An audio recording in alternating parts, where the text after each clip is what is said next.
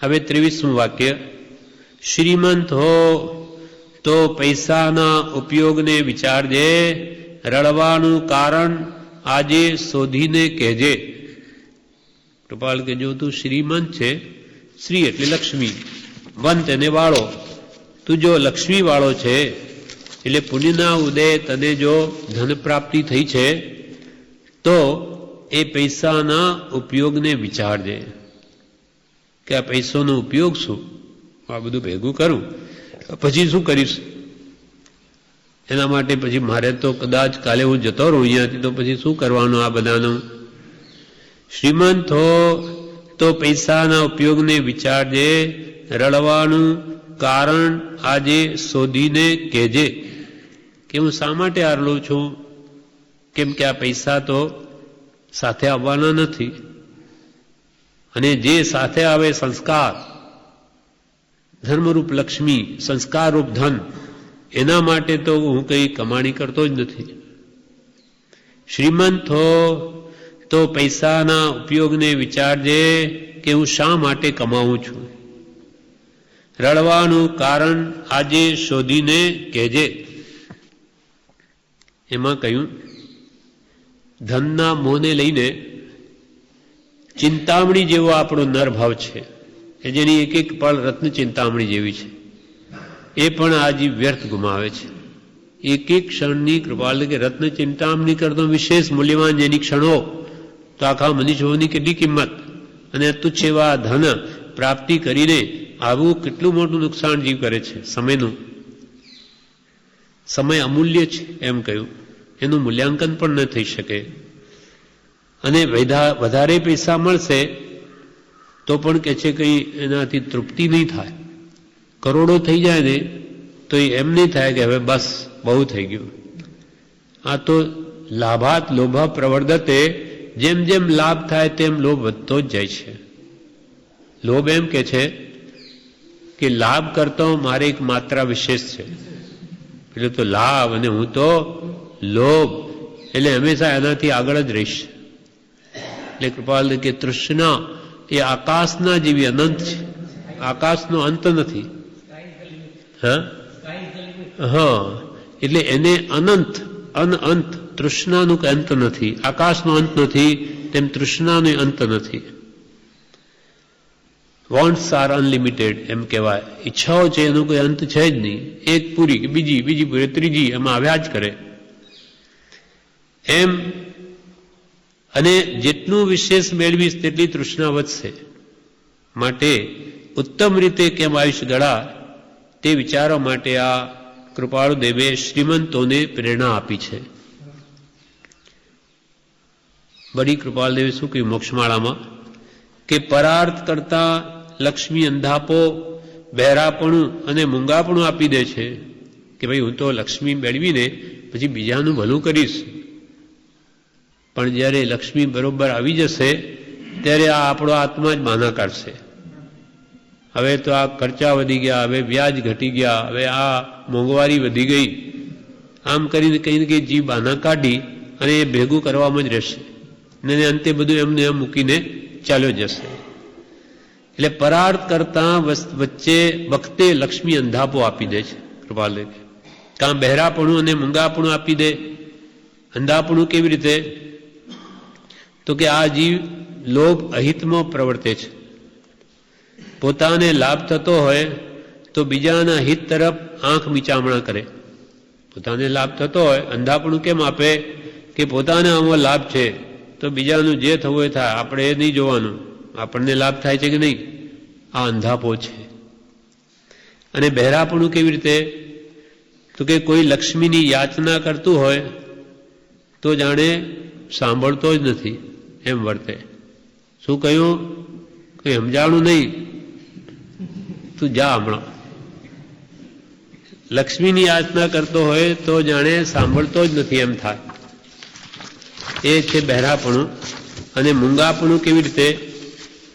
તો કોઈ સારું કામ હોય તેમાં પણ એની વાણી ન વર્તાવે કે બોલીશ તો પૈસા આપવા પડશે.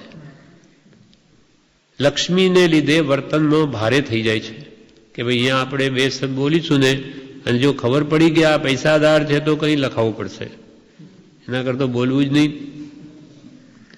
મૂંગાપણું એ પણ લક્ષ્મી આપી દે છે. એટલે ધન કેટલું અનર્થકારી છે તેનું એક દ્રષ્ટાંત આપે છે કે બે ભાઈઓ હતા. એ બહુ ગરીબ હતા, પણ માતા પિતાની આજ્ઞા લઈ તે શહેરમાં કમાવા ગયા. ત્યાં રસ્તામાં એક બાવાજી સામે દોડતા આવ્યા અને એમણે કહ્યું બાવાજીએ કે આ રસ્તે તમે નહીં જાઓ. ત્યાં રસ્તામાં વચ્ચે એક ભયંકર લાલ જીવતી ડાકણ બેઠી છે, ખાઈ જશે તમને. ત્યારે એક ભાઈ ખડખડ હસીને બોલ્યો કે બાવજી, એ ડાકણ અમને શું ખાઈ જાય, અમે એને ખાઈ જઈશું, એવા અમે બહાદુર છીએ. એ ડાકણ અમને શું ખાય, અમે એને ખાઈ જઈશું. એટલે કે એમને કંઈ નહીં કરી શકે. એમ કરીને તે જ રસ્તે ચાલ્યા. આગળ ચાલતા રસ્તામાં શું જોયું કે એક લાલ કલરની કોથળી પડી હતી, થેલી. એ ખોલીને અંદર જોયું તો અંદર તો સોના મોહરો જોઈ. કે બંને ભાઈઓ ખુશ થઈ ગયા. લો કે ડાકણ કે લાલ ડાકણ જીવતી, એના ક્યાં લાલ ડાકણ, અહીંયા આપણને તો આ ધન મળી ગયું, પૈસા મળી ગયા, સોના મોહરો. અને હવે એના વડે આપણી બહેનોના લગ્ન થઈ જશે એમ વિચારી કોથળી લઈ ને પાછા ફર્યા. આપણે જાણે કમાણી થઈ ગઈ. પણ હવે શું થયું, રસ્તામાં ભૂખ લાગી. માટે બે માંથી એક જણે એમ કહ્યું કે તું અહીંયા બેસ, હું ત્યાં જઈને ખાવાનું લઈ આવું, તું આ કોથળી સંભાળ. હવે શહેરમાં જતા તેને એવો વિચાર આવ્યો કે જો આ ભાઈને હું મારી નાખું તો બધું જ ધન મને મળી જાય. આ પૈસા કેવી બુદ્ધિ બગાડે છે. એટલે પછી એને શું કર્યું, જે ખાવાનું લીધું એમાં ઝેર ભેળવી દીધું લઈ. એટલે એ ખાશે, મરી જશે, એટલે બધું મારું. પણ એ સોના મોહરો લઈને જે ભાઈ ત્યાં બેઠો છે એને પણ એવો જ વિચાર આવ્યો કે આ જો મારો પેલો ભાઈ મરી જાય ને તો આ કોથળી બધી આપણી. પણ હવે પેલો આવે ને એટલે એ ખાવા બેસે એટલે ના, એ આવે ત્યારે પછી હું એને જોઈ લઉં છું, કોઈ રીતે તલવાર ને બધે સાધન રેડી રાખ્યા, મારે એને આજે મારી જ નાખવું. પેલો ખાવાનું લઈ આવે શું વિચારે છે કે લો ભાઈ હવે જમો આ, એમ એને આપીને પોતે તો ઝાડ નીચે થઈને સૂઈ ગયો કે જાણે ખાશે મરી જશે. પેલાને થયું કે હવે આ બરોબર સૂતો છે એટલે પહેલા એને મારી નાખું, પછી નિરાતે ભોજન કરીશ, પછી આપણું છે ને બધું. એટલે પેલો જેવો સૂઈ ગયો એટલે તલવારથી લઈ જઈને એનું માથું કાપી નાખ્યું, ભાઈને મારી નાખ્યો. હવે બસ આનંદિત થઈ, હવે ભોજન કરો, બધું આપણું. એ પ્રમાણે પછી ખાવા બેઠો, ખુશ થતા હતા ભોજન કર્યું કે એમાં ઝેર હતું. એ અંદર જતા આંતરડા તોડી નાખ્યા અને એ પણ મરી ગયો. આ ધને શું કર્યું? આજે પણ આપણે જગતમાં જોઈએ છીએ કે ભાઈઓ વચ્ચે પણ પૈસાના ઝઘડા હોય છે. એકબીજાનું જોઈને રાજી થતા નથી કે કંઈ નહીં, મારા ભાઈ પાસે જ છે ને. કોનો ભાઈ? આ પૈસા બુદ્ધિ બગાડે છે. કનક કનક તે 100 ગુની માદકતા અધિકાઈ, વહ ખાએ બોરાઈ વહ પાએ બોરાઈ. કનક એટલે સોનું અને કદક એટલે ધંતુરો. કે ધંતુરો એ નશો હોય છે. એ તો કે જે ખાય ત્યારે એને બોરાઈ એટલે ત્યારે એને નશો ચડે. પણ આ ધન તો પાએ બોરાઈ, આ તો એને હાથમાં આવે કે એનો નશો ચડી જાય. અને તે પણ પાછો 100 ગણો. કનક કનક તે 100 ગુની માદકતા અધિકાઈ, એનો મદ 100 ગુણો ચડે ધનનો. વહ ખાય બોરાઈ, પેલો ધંતુરો તો ખાય ત્યારે એનો નશો ચડે, પણ વહ પાએ બોરાઈ, આ ધન તો કોથળી હાથમાં આવી કે ત્યારે જ એની મતિ બગડી જાય છે.